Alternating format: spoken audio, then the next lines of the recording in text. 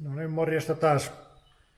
Nyt on letkujen teko pikkusen tuossa jo kopastu ja nyt on minulla menossa tässä tuo ajomoottoreiden puhistus kautta testaus, mikä on ollut mielessä, kun ne on vuosikymmeniäkin saattanut nuo moottorit tuolla erinäisissä varastointiolosuhteissa olla. En tiedä, onko aina ollut tulupat, niin pahimmat rotanpesät puhistetaan pois sieltä nyt, ettei jää tuonne uusiin puhtaisiin letkuihin sitten pyörimään ne paskat. Eli minulla on setuppi nyt tässä. Tämmönen. Tuo on tuo 4-tonnisesta Fordista tuo hydraulikkapumppu. Ja siihen tein tuommoisen rättinivelen, jota pyöritään akkukoneella. Ja tämä on mun eka ikinä prässäämäni letku testasin tähän käyttöön, kun tässä ei ole painetta tai tämmöistä yliosista, mitä minulla oli. Niin tuo jäi vähän ehkä alle ja tuo meni sitten jo vähän liian tiukalle tuo toinen päin, niin keskiarvo varmaan ihan hyvä. Mutta joo, tässä on nyt niinku, ei joku yksi letku paikallaan siitä syystä, että nuo paskat tuolta niin tippuu tuonne asti ja mitä sieltä tulee, että ei mene takaisin kierto. Ja tämä pumppu on tässä ihan vaan tämmönen peruspikkupumppu, millä me täytin tuon säiliön. Pyöritellään vähän sen verran tuossa kokeilin, että sain ilmat pois ja että tämä mun järjestelmä toimii ylipäätänsä, kun sitä ei ollut takkuita. Niin pyöritellään vähän tuosta. Panemme ilmat pois. Joo, näyttää vähän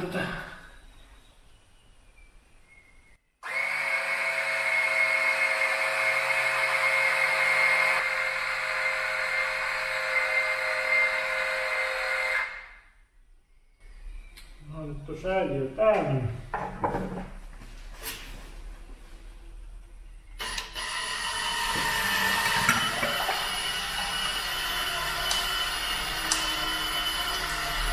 Sehän pyörii.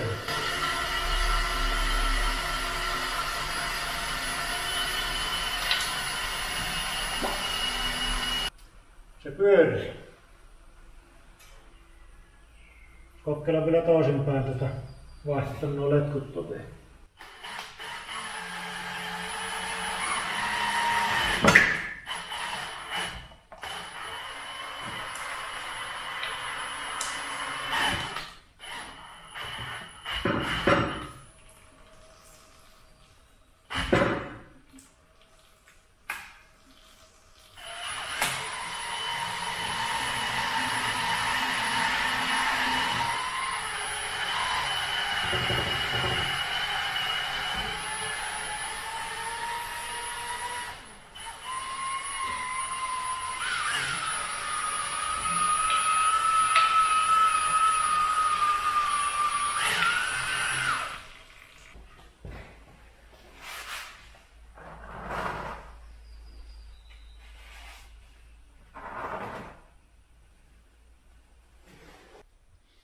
Joo, pitää tämä metodi toistaa noille kaikille 4 moottorille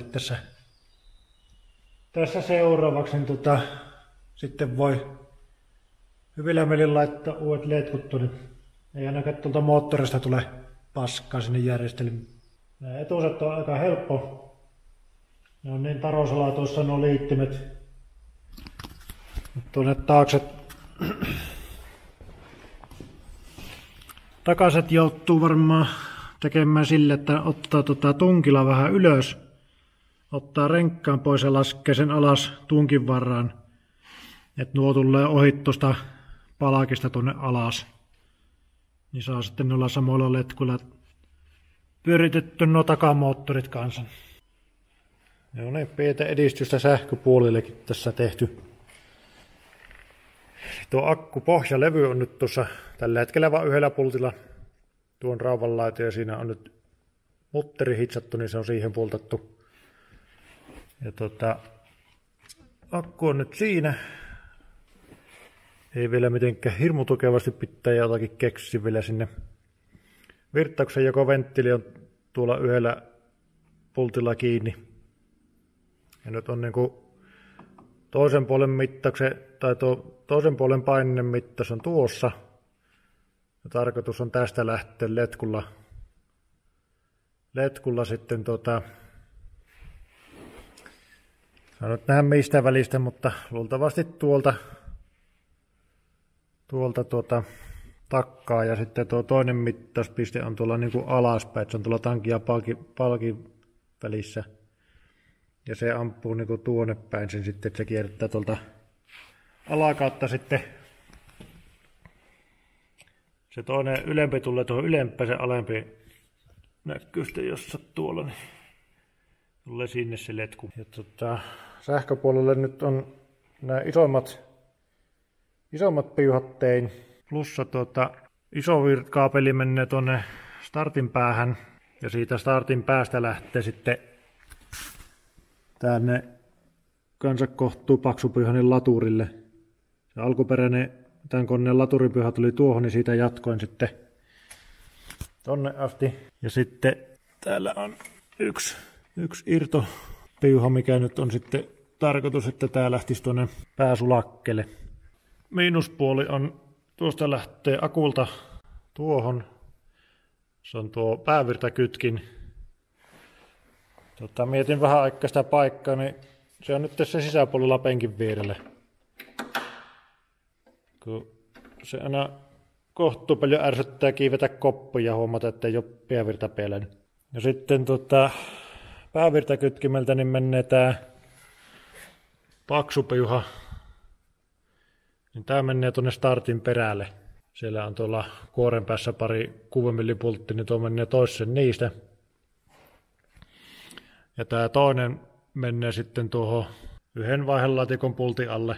Ja sitten siitä menee tuonne vähän pienempi johto, niin se menee tuonne kopin taakse. Eli siinä on kopin maadotus nyt tuolla. Tai tuossa nyt seuraavaksi keksi pääsulakkeelle paikat relleille ja sama tuo hehkurelepuoli rakentaa tuohon virta-avaimelle viedä piuhat, että saapi koneen käynti nyt tässä, kun se on ekan kerran, ei ole vielä käytetty niin kuin tässä näin ahtassa nipussa, niin saisi käyntis, että ottaako se mihinkä kiinni. Tässä nyt on päätymässä semmoisen komponenttisijoittelun näiden sähköjen kanssa. Tulisi tähän ketjukotelloon kiinni. Tuo vaneri nyt kuvastaa semmoista laatikon pohjaa. Nyt tässä vaan mallis. Että siinä olisi niin pääsulakkeet. Ja toinen on siis pääsulake ja toinen on hehkujen sulake. Reunassa olisi 3 relettä. Ne on päärele ja hehkujen rele ja sitten yksi on tuon flektin moottorin rele. Tuo olisi vaan tuommoinen niin virranjakolaatikko. Tuo on 240 Volvosta. Ja saisi tästä pääreleeltä otettu niin virran tuonne, niin siitä olisi sitten hyvä jakkaa. Siitä esimerkiksi voisi yhden laittaa tästä niin menemään tuonne syöttöpumpulle. Ja tämä idea nyt sinällä, että kun ensin mietitte tähän niin lattian pohja, mutta sitten taas niin kun sen avaa, niin pitää johoissa olla joustovara, liikevara tuossa. Ja toinen mikä on, niin nyt jos moottorin nostaa pois, niin nämä kaikki paksummat virtapiuhat saa niin jäädä tähän pakettiin. Et otettava akkukaapeli irti tuo plussa, niin ne on kaikki lähtee moottoripaketin mukana tuossa pois. Sitten oli mielessä, jos löytäisi mustaa pleksiä jostakin, niin kokeilisi, menisikö se tuo laaseri siihen, niin tekisi muovista tämän. En löytänyt akryyliä, mutta en nyt muista mikä tämän kemiallinen merkki oli, tai nimi, tämän muovin. Mutta löytyi 4 millistä musta, niin kyllähän tuo laaseri läpi meni. Elekkari hittaasti, niin meni yhdellä leikkauskerralla. No niin, nyt on uusi versio pohjasta. Vähän pidennetty tämä. Niin. Ja sitten nuo relleet on nyt silleen, että siinä on reijät pelkästään noille liittimille. Ja sitten kokeilin tuolle niin kuin vähän isommalta alalta niin kuin pienemmällä teholla, niin siinä on niin kuin upotus tuohon. Eli se tuo apiko uppoaa pikkusen tuonne sisälle, niin se pitää tuon relleen sitten paikalla. Ihan siisti tuli tälle. Ja sitten merkkasin tuohon samalla, niin kuin, että mikä rele on mikäkin. Ja nyt kun ei näy tällä tavalla releen merkintöjä, niin sitten merkkasin, katon noista relleistä ja merkkasin nuo numerot tuohon. Ja tuossa on sitten tuollainen sulakkeet, niin pääsulake ja hehkujen sulake. Tuo on vähän huono valo, mutta sillähän se nyt olisi pohjalevy. Ja siinä pääsulakkeet ja sitten relleet. Ja varmaan noiden relleiden alle pitää tehdä joku tuki vielä, että se ei sitten ajan kanssa tärisen ja tipunnu niin kuin irti, kun se nyt relleen paino tavallaan yrittää irrottaa noita apikoja.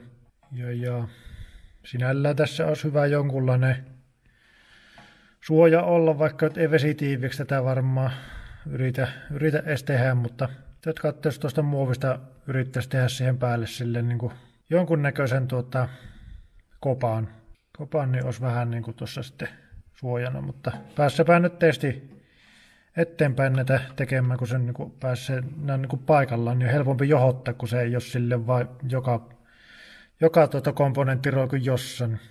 Paljon mukavampi lähtenyt piuhoja miettimään.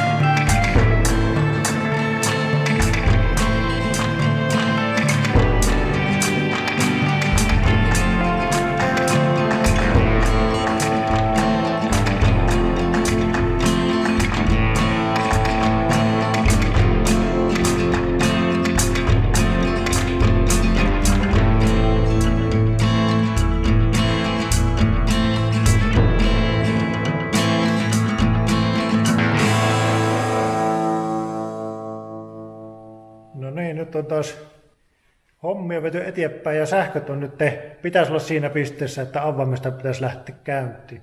Nyt vielä pikkusen niin vaiheessa, mutta virtalukolle menee piuhat. Täällä on tämä minun päävirtasysteemi, eli tuossa on pää, sulake, hehkujen sulake, päärele, hehkurele, tuo flektirele, sitä ei ole vielä kytketty. Mutta hehkut pitäisi toimia ja syöttöpumpulle mennä virta ja startille herätä. Katsotaan miten meidän käy.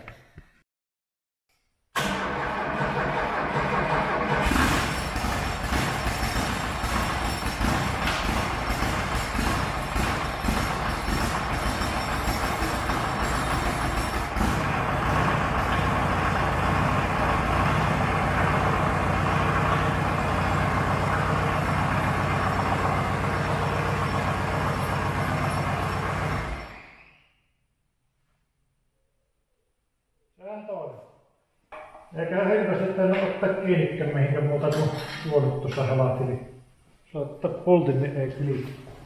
Se mikä on kanssa uutta, niin polttoaine tulee nyt omasta tankista.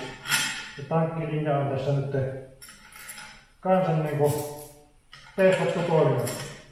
Öljynpainetta en kerinyt katsoa, kun niin äkkiä perähti käyntiin.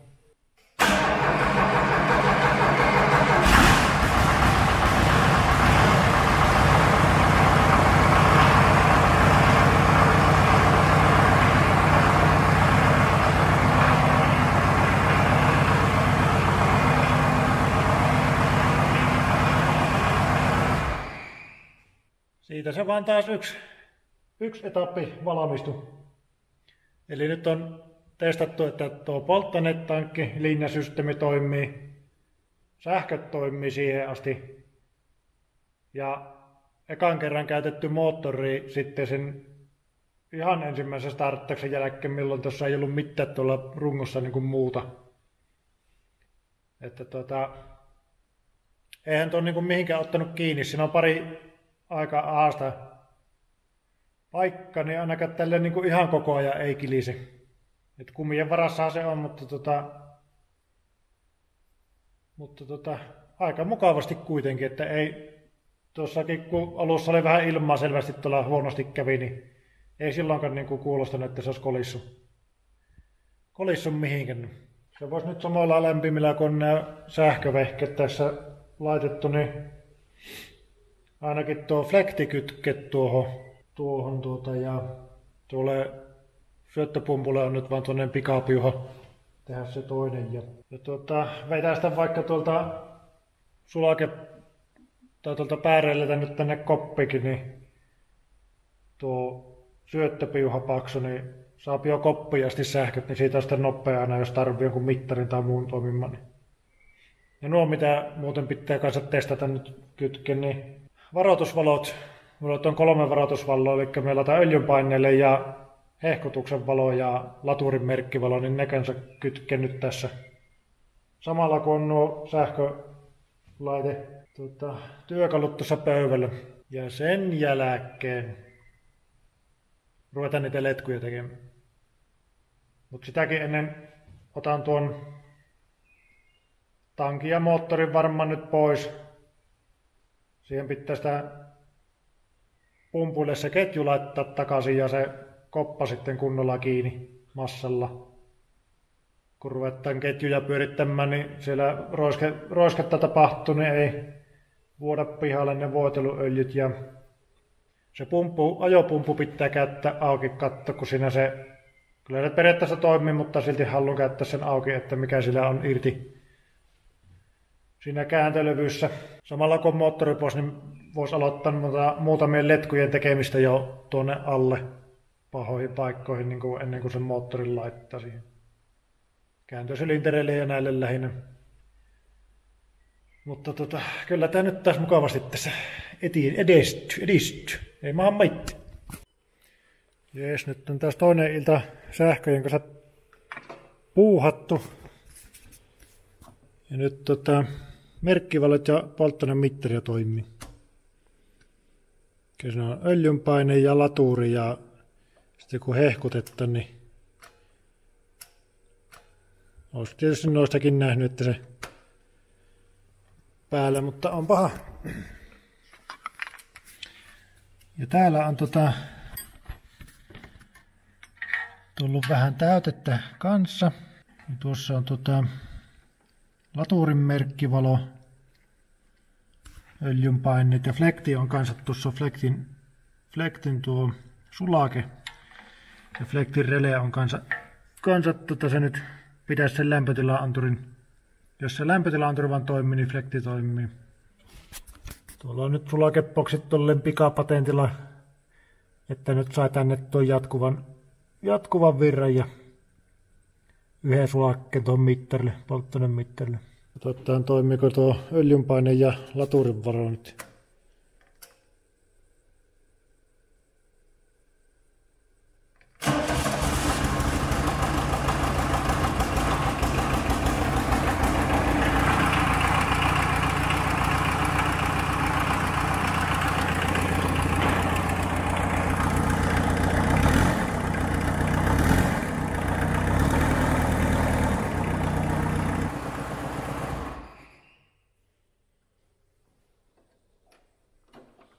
Siinä ne sähköt alkaisi olla siihen pisteessä, mitä nyt haaveilin. Täällä on mennyt nyt tämmönen epämääräinen nippu samanverisiä johtoja. Tuohon tilasin semmoisen pistokkeen, millä saisi nuo paitsi tuo iso syöttökaapeli ei oikein kärsi sen kautta, mutta nuo kaikki pienemmät niin pitää sitten teippailla nuo johot. Johot vähän niin kuin nippussas vähän siistimmin ja se pistoke laittaa tuohon ja sitten melkein tempaista tuo tankki ja kone pois. Nyt on tästä kamojen irrotus mänössä rungosta. Tankin tuosta äsken otin. Hokasi, että pumppukärrillähän tuli helppo altapäin tuosta nostaa ja vetästä taaksepäin. Ja tuo moottori nostin tälle moottorille sitten. Tuo mittari sain niin moottorin lämpötilan nyt ainakin, niin kuin, ei ole välttämättä kalibroitu, mutta niin kuin, toimii tuolla alkuperäisellä volkkarianturilla. Ja vähän yritin kierroslukkua tuolla, mulla on tässä tämä Volvon 240 tuo VR-anturi. Kokkelin nopeasti tuolta starttikeheltä, olisiko se antanut signalli, mutta se niin kuin pari kertaa tuohon joku välähti, joku numero, mutta ei mitään järkevää. En sitä nyt sen enempää tässä, kunhan nopeasti kokeilin. Tähän nyt en tiennyt, miten tehokkaat lamput pitää olla, niin ne nyt on 4-wattiset, niin ne jo kuprahti nuo, kun tässä tätä mittari säädi, niin kuprahti jo nuo, mutta eipä se mitään. Tässä on 2 watin lamppuja. Moottori on nostettu taas pöydälle. Ja tässä nyt suuri osa sähköjohosta on tässä niin kuin moottoripaketin mukana. Että ei siinä oikeastaan ole kun tuo plussa kaapelia. Nyt tässä on tämä minun pistoke, minkä ostin. Eli tässä on niin kuin 6 näitä vähän isompia 2,5 neliöjohdolle kääpäisiä ja 10 näitä pienempiä. Ja täällä on kopin puolella sitten tämä vastakappale. Pikkusen teippailin tuossa näitä sille, että ne pysyisi paikalla, mutta pitää vielä joku suoja noihin laittaa sitten. Ja tässä on nyt tämä ajopumppukin otettu auki. Sieltä otin tuon säätölevyn pois. Eli tuo akseli, mikä siellä nyt näkyy vielä, niin se oli se, mikä pyöri tyhjää. Tässä on tämä toisen puolen. Niin tämä on niinku tähän 2 sokalla tuossa reijässä. Ja se on 2 sokalla sen takia, että sen sopi täältä purkaessa niinku lyvän läpi, että ne mahtuu tuolla nuppinet reijät tuolla takana, niin se sinne mahtuu niinku tippumaan. Ja siinä oli edellisellä kassajalla ne vaan jäänyt tähän tasopintaan asti ne. Että niitä, no tuossa niinku näkyy tuon puolen. Elikkä ne oli tälleen jäänyt entisellä. Niin se sauma jäi just tuohon niinku liitoskohtaan. Eli se toinen sokka on niinku tällä yläpuolella, ei yllä tuonne tähän ollenkaan. Ja se toinen sokka oli sitten niinku just tämän pituinen, niin se ei pitänyt. Eli nuo pitää niinku lyydessä niin joku 3-4 milliä lyydä niinku tuosta alaspäin, niin silloin ne on molemmin puolin ottaa ne sokat tuohon. Niin siinä ei sen kummempaa olisi tässä ollut. Mutta nyt kun se on auki, niin pitää nuo tiivisteet vaihtaa uudet. Tai siinä on oikeastaan, kun tuo paperitiiviste pitää käydä vaan oikein paksusta paperia ostamassa ja tuohon O-renkaat uudet. Tässä piirsin jo yhden version ihan vaan valokuvan, löysin netistä, missä oli joku mitta, mutta ei se ihan osunut. Pitää vähän skaalata isommaksi ja laserilla polttaa sitten sitä tiivistepaperista. Tuo niin saapi kasattu. Ja tuossa on nuo männät sitten itse.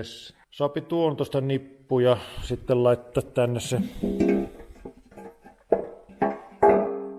Tänne vielä ketjupaikalle. Käydä sitten tekemään näitä letkutuksia lopultakin. Joo, tästä tulikin enemmän tämmönen sähkövideo kuin letkuvideo, mutta nää nyt tuntuu järkevämmältä tehdä tässä välissä, niin ne nyt tuli. Ja nyt on aika varma, että ensi videolla tehdään letkuja. Ei tässä enää oikeastaan muuta ole tekemättä kohta. Mutta katsotaan taas sitten. Moro.